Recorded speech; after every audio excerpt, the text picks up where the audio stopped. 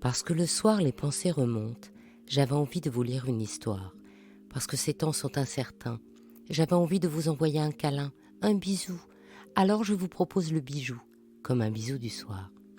Il était une fois le luxe de Théodora. Théodora est née vers 500 à Constantinople. Son prénom a une consonance chrétienne dont les racines grecques théodoron se traduiraient par don de Dieu.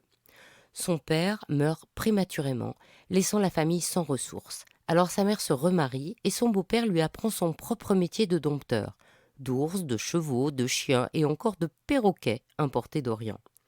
Avec sa sœur, elle participe aux numéros de jonglerie et d'acrobatie qui font patienter les spectateurs entre deux courses de chars ou de spectacles de fauves. Son beau-père appartient à la faction des Verts, une sorte de parti politique. Son opposant, c'est le Parti bleu. Quand il est destitué de sa charge par le Parti vert, la famille perd encore une fois ses ressources. Alors sa mère rentre avec ses filles dans l'arène de l'hippodrome le jour de la fête et va supplier le Parti vert de les aider. Mais le Parti vert reste silencieux. Alors elle se tourne vers le Parti bleu, qui accepte de les aider.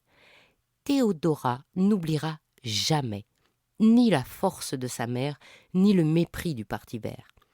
Mais le fait de demander quelque chose publiquement ne se faisait pas. Alors la mère de Théodora, et puis Théodora par la suite, aura une réputation de fille publique, d'autant qu'après elle devient danseuse et actrice, ce qui a mauvaise réputation.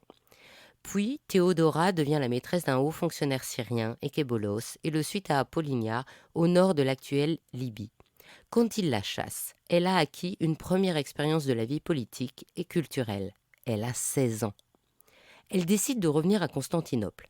En faisant appel au fameux Parti bleu, elle est accueillie à Alexandrie en Égypte et apprend à lire, à écrire et rencontre le patriarche Timothée IV d'Alexandrie qui l'a convertie au culte monophysite. C'est une doctrine christologique du 5e siècle. Elle rentre enfin à Constantinople en 522. Toujours grâce à ses relations avec le Parti bleu. Elle rencontre le nouveau consul, Justinien, Magister Militum Praesentalis. Ils ne parlent pas la même langue. Lui pratique le latin, la langue de l'administration, elle le grec, la principale langue de communication de l'Empire. Ils n'ont pas la même religion. Elle est monophysite et lui est diophysite, qui est une forme d'orthodoxie. Et malgré tout, ils tombent amoureux passionnément. Il obtient d'abord de son oncle, l'empereur Justin Ier, que soit accordé à Théodora le rang de patricienne, puis fait abroger pour elle l'interdiction pour les anciennes actrices de contracter un mariage. Et enfin, leur mariage est célébré le 1er août 525. Lorsque Justin Ier meurt en 527, Justinien est couronné empereur. Privilège rare, Théodora revêt la pourpre en même temps que lui dans la basilique Sainte-Sophie, ce qui l'associe pleinement à l'Empire et fait d'elle une impératrice à part entière. Elle prend alors le titre d'Augusta. En femme d'État, Théodora conseille souvent Justinien et participe à ses conseils d'État. Réciproquement, ce qui est totalement exceptionnel, Justinien la désigne comme son partenaire dans ses délibérations et veille à ce que ses hauts fonctionnaires lui prêtent le même serment qu'à lui. Elle a sa propre cour, son entourage officiel et son propre sceau impérial. Et lorsque le trône vacille en janvier 532 lors de la sédition Nika, c'est elle qui sauve la situation. Elle participe directement au Code Justinien, une réforme juridique destinée à unifier et synthétiser l'ensemble des lois romaines existantes.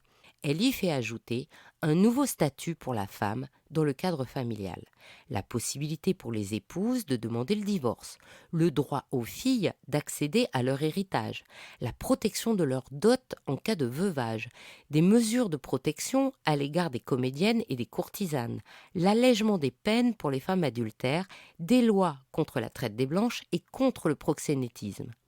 En cela, c'est une des pionnières du féminisme. En 542, une violente épidémie atteint Constantinople. C'était la peste, bien sûr, pas le coronavirus. Justinien est touché. Théodora le remplace carrément dans la gestion de l'Empire. Elle meurt probablement d'un cancer du sein le 28 juin 548, 17 ans avant Justinien. Elle est enterrée en l'église des Saints Apôtres à Constantinople. toujours profondément amoureux, Justinien ne se remettra jamais de la mort de sa femme. En 1204, les sépultures de Théodora et de Justinien sont pillées par les croisés lors du sac de Constantinople. 2 siècles plus tard, en 1453, les Ottomans prennent Constantinople, mettant définitivement fin à l'Empire byzantin et les restes de Théodora et de Justinien disparaissent à jamais. On connaît son histoire par son principal biographe, le chroniqueur Procope de Césarée, qui sera aussi un de ses détracteurs, écrira l'image de putain, qui lui est souvent et à tort associée. Mais cette femme exceptionnelle inspire jusqu'à aujourd'hui de nombreux artistes, auteurs, peintres comme Benjamin Constant, actrices comme Sarah Bernhardt et même cinéastes. Le plus beau portrait qui reste d'elle est la magnifique fresque de mosaïque de la basilique Saint-Vital située à Ravenne en Italie. Et pourtant, Théodora n'y a jamais résidé. En fait, Ravenne était alors la capitale de l'Empire d'Occident, car Rome avait été assiégée par les rois barbares et puis l'Italie en entier était gouvernée par les empereurs byzantins jusqu'au milieu du VIe siècle. C'est donc en hommage à ce gouvernement byzantin que 2 grands panneaux muraux de mosaïque disposés face à face ornent l'abside de la basilique.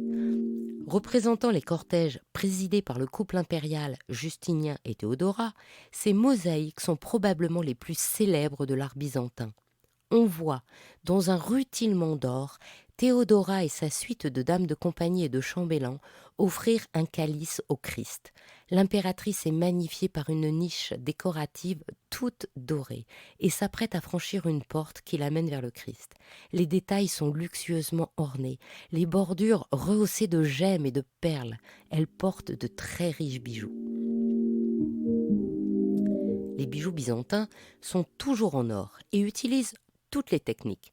Repoussage, moulage, filigrane, émaillage, sertissage de pierres précieuses et fines. L'art byzantin est opulent et le style oriental accentue cette caractéristique. Les volumes sont imposants.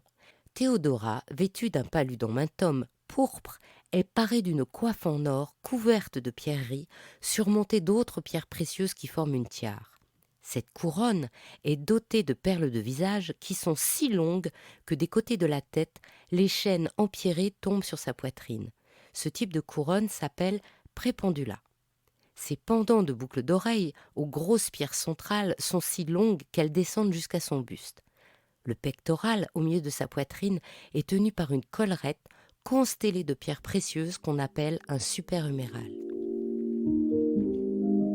Les couturiers et joailliers ont toujours été fascinés par ce luxe byzantin, magnifié par Théodora.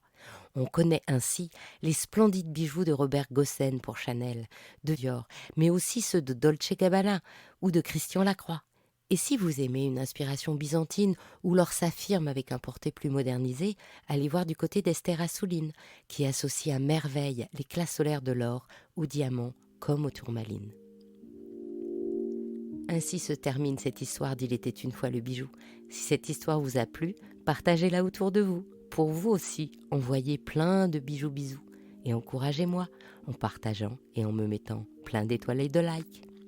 À demain pour un prochain bijou, un nouveau bisou du soir.